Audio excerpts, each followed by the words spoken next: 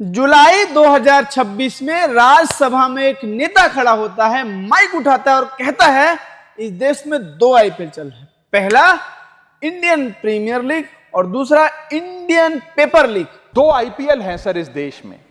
एक आईपीएल है जिसमें गेंद और बल्ले का खेल होता है, जिसे कहते हैं इंडियन प्रीमियर लीग, और दूसरा आईपीएल है जिसमें युवाओं के भविष्य के साथ खेल होता है, जो है इंडियन पेपर लीग।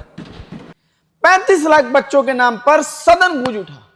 पूरा देश उस नेता का नाम जानने लगा। वो नेता था राघव चड्ढा। और आज जून 2026 में वही राघव चड्ढा उसी बीजेपी का हिस्सा है जिस पर वो हमला करता है।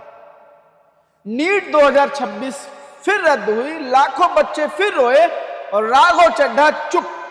आज इस वीडियो में हम समझेंगे कि राघव चड्ढा की पूरी कहानी, हीरो से ट्रेडर तक का सफर, और वो 22 दिन का नाटक जिसने सब कुछ बदल दिया। 2022 में जब राघव चड्ढा राज्यसभा में आए तो उन्होंने वो मुद्दे उठाए जो कोई उठाता नहीं था। यहां तक कि जिसके बारे में बहुत सारे नेताओं को पता भी नहीं था। बैंक का मिनिमम बैलेंस पेनल्टी। वो कहते थे कि जो गरीब है उसे पेनल्टी देकर और गरीब बनाओ। यह फाइनेंशियल इंक्लूजन है या फाइनेंशियल एक्सक्लूजन? प्रीपेड रिचार्ज खत्म होने पर इनकमिंग कॉल्स बंद क्यों हो जाती हैं? रिचार्ज खत्म होने के बाद आउटगोइंग के साथ साथ इनकमिंग कॉल का भी बंद होना। सर, जब प्रीपेड प्लान एक्सपायर होता है या मोबाइल रिचार्ज की वैलिडिटी खत्म होती है तो आपकी आवाज बंद कर दी जाती है। फोन मेरा, सिम कार्ड मेरा, नंबर मेरा। तो सर, रिचार्ज खत्म होने के बाद आउटगोइंग कॉल बंद होना समझ आता है, लेकिन इनकमिंग कॉल बंद होना सरासर मनमानी है। यह गरीब का शोषण है। टेलीकॉम कंपनियां सरकार की आंखों के सामने लूट रही हैं। मिडिल क्लास को टैक्स रिलीफ नहीं। बजट में आम आदमी के लिए क्या है? सिर्फ अनाउंसमेंट या असल राहत? पैटर्निटी लीव को कानूनी अधिकार बनाओ। पति पत्नी के लिए ज्वाइंट इनकम टैक्स फाइलिंग का ऑप्शन दो। ये वो मुद्दे थे जो किसी और एमपी की स्पीच में नहीं मिलते। लोग कहते थे कि यार नेता है, ये असली नेता है। अब आते हैं उस दिन पर जिसने राघव चड्ढा को पूरे देश में पहचान दी। 2 जुलाई 2024 नीट पेपर लीक हुआ था। 24 लाख बच्चों ने एग्जाम दिया था। माँ बाप ने लाखों रुपए कोचिंग में लगाए थे। सपने थे, उम्मीदें थी, और सब धूल में मिल गया। सड़क पर रो रहे थे और संसद में राघव चड्ढा खड़े हुए। उन्होंने कहा कि इस देश में दो शिक्षा व्यवस्थाएं हैं। एक तरफ दिल्ली की उच्च शिक्षा, world class school, quality education, और दूसरी तरफ व्यवस्था जहां परीक्षा माफिया जन्म लेता है, जहां बच्चों के सपने बिकते हैं। फिर वो रुके और बोले, भारत में 65% आबादी 35 साल से कम उम्र की है। हम दुनिया का सबसे युवा देश हैं। औसत उम्र 29 साल है। इस देश में 2 आईपीएल चल रहे हैं, एक इंडियन प्रीमियर लीग और दूसरा इंडियन पेपर लीग। सदन में सन्नाटा छा गया। फिर उन्होंने एक कागज उठाया और एक एक नाम पढ़ना शुरू किया। कहां से शुरू किया? व्यापम घोटाला, UGC NET, NEET, SSC CGL, UP TET, Rajasthan forest guard, Bihar PCS, railway group D, Haryana police, Himachal police, Bihar board 10वीं, Delhi university, law entrance, UPSC, और फिर अब इस साल नीट। वो रुके और सांस ली और बोले, नीट की गड़बड़ियों की वजह से आज मुन्ना भाई जैसे डॉक्टर बन रहे हैं और प्रतिभाशाली बच्चे विदेश भाग रहे हैं। वो 35 लाख बच्चे आज संसद की तरफ देख रहे हैं, इस उम्मीद से कि शायद यहां उनके हक की बात होगी।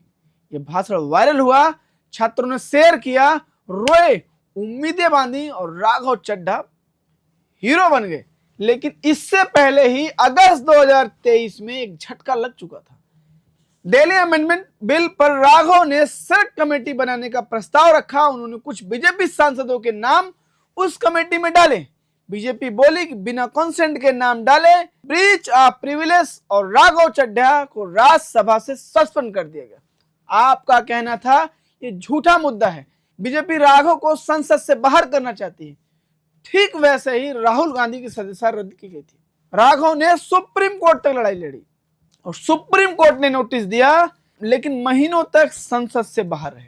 फिर वो चले गए लंदन, जहां उनके आंख की गंभीर सर्जरी हुई। 2026 की शुरुआत में आम आदमी पार्टी और राघव चड्ढा के बीच दरार साफ दिखने लगी। केजरीवाल से मुलाकात नहीं, पार्टी के लिए सोशल मीडिया पर पोस्ट नहीं, मीटिंग में हिस्सेदारी नहीं।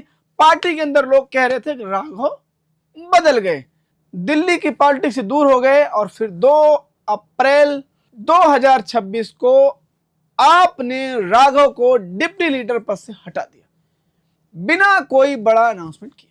चुपचाप राघव को पता भी नहीं चला। अब शुरू होता है असली खेल। 22 दिन का वो नाटक जो भारतीय राजनीति में याद रखा जाएगा। तो ये अप्रैल में पद छिना। 3 अप्रैल को राघव ने इमोशनल वीडियो शेयर किया जिसमें बताया उन्होंने संसद में कितना काम किया, यानी खुद अपनी लेगेसी बचाने की कोशिश। 15 अप्रैल ईडी ने पंजाब यूनिवर्सिटी पे छापा मारा उस आप सांसद पर जिसे राघव की जगह दी गई थी। सिग्नल साफ था। 16 अप्रैल आपने राघव की Z+ सुरक्षा वापस ली। 17 अप्रैल अगले ही दिन केंद्र सरकार ने राघव Z कैटेगरी सुरक्षा दे दी। सोचो, एक तरफ पार्टी सिक्योरिटी हटा रही थी, दूसरी तरफ बीजेपी सरकार सिक्योरिटी दे रही थी। इतना कोइंसिडेंस नहीं था, यह इनविटेशन था। और फिर आया 24 अप्रैल, राघव ने प्रेस कॉन्फ्रेंस बुलाई। मंच पे थे संदीप पाठक और अशोक मित्तल। और राघव ने कहा, भैया पिछले कुछ सालों में मुझे महसूस हो रहा था कि मैं गलत पार्टी में सही आदमी हूं। आज मैं आपसे अलग हो रहा हूं और जनता के करीब जा रहा हूं। तीनों बीजेपी हेडक्वार्टर पहुंचे, मेंबरशिप ली। आपके 10 में से 7 सांसद चले गए। पार्टी की राज्यसभा में ताकत रातों रात खत्म। संजय सिंह ने बोला, भैया पंजाब इन्हें माफ नहीं करेगा, इन्होंने जनता के पीठ में छुरा घोंपा है।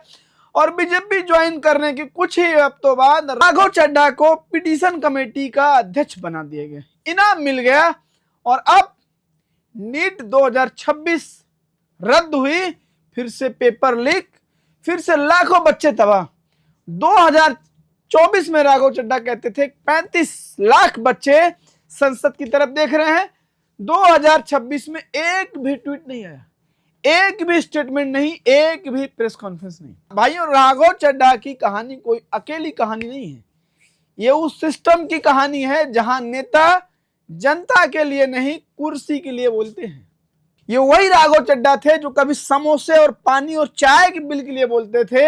ये वही राघव चड्ढा हैं जो छोटी छोटी छुट्टियों के लिए बोलते थे। ये वही राघव चड्ढा हैं जो 30 दिन के रिचार्ज के लिए बोलते थे।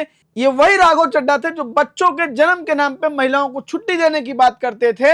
लेकिन आज वही राघव चड्ढा हैं। पार्टी बदल गई, राघव बदल गए। आज फिर से नीट का पेपर लीक हुआ और पेपर रद्द हुआ, लेकिन आज राघव चड्ढा के मुंह पे ताला। जब आम आदमी पार्टी में थे, बीजेपी पर हमला, वाहवाही मिली। और जब आम आदमी जो आपने पद छीना तो बीजेपी ज्वाइन की, कमेटी के चेयरमैन बन गए। जब बच्चे रो रहे हैं तो चुप्पी। इसलिए कहते हैं भैया कि नेता को उसके भाषण से नहीं, उसकी चुप्पी से पहचानो। अगर ये वीडियो पसंद आई तो लाइक करो, चैनल सब्सक्राइब करो और कमेंट में बताओ क्या राघव चड्ढा सच में गलत पार्टी में सही आदमी थे या सही पार्टी में गलत आदमी। मिलते हैं फिर अगली वीडियो में, तब तक के लिए नमस्कार।